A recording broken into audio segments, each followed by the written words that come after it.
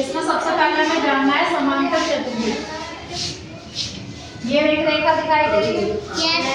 हमने क्या करा है कि एक समांतर चतुर्भुज बना रहे हैं। समांतर चतुर्भुज हम उस चतुर्भुज को कहते हैं जिसमें आमने सामने की भुजाएं क्या होती है, एक पे चारों भुजाएं बराबर होती हैं, ठीक है, और आमने सामने की भुजाएं भी एक दूसरे के समांतर होती है।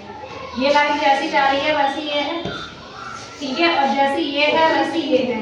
इसके कोने कितने हैं, 1 2 3 और 4 कोनों की वजह से इसे बोलते हैं समांतर चतुर्भुज, ठीक है।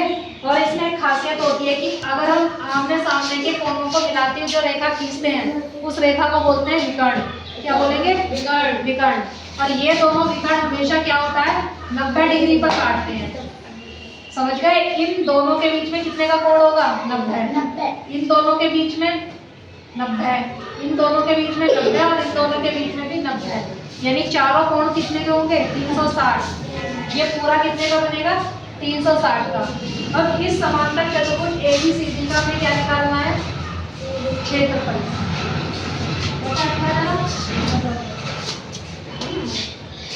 सूत्र हमारे पास समांतर चतुर्भुज का क्षेत्रफल। समांतर चतुर्भुज का क्षेत्रफल, इसका क्षेत्रफल का सूत्र होता है आधार गुणा ऊंचाई। त्रिभुज का क्षेत्रफल का सूत्र क्या था, 1/2 आधार गुणा ऊंचाई, ठीक है। और इसमें क्या होता है, केवल आधार गुणा ऊंचाई। कितना डिफरेंस है दोनों में। अब जो प्रश्नावली है उसका देखिए पहला नंबर का सवाल।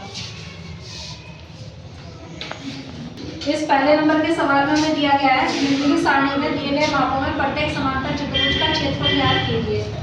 समांतर चतुर्भुज का क्षेत्रफल निकालना है। दिया गया है 8 सेंटीमीटर, पहला भाग है, इसमें आधार बराबर है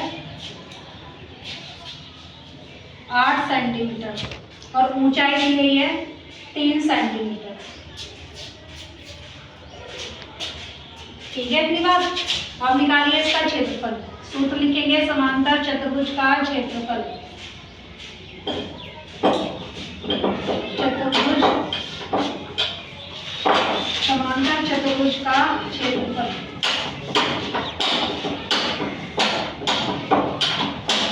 क्षेत्रफल सूत्र है हमारे पास आधार गुणा ऊंचाई, आधार गुणा ऊंचाई।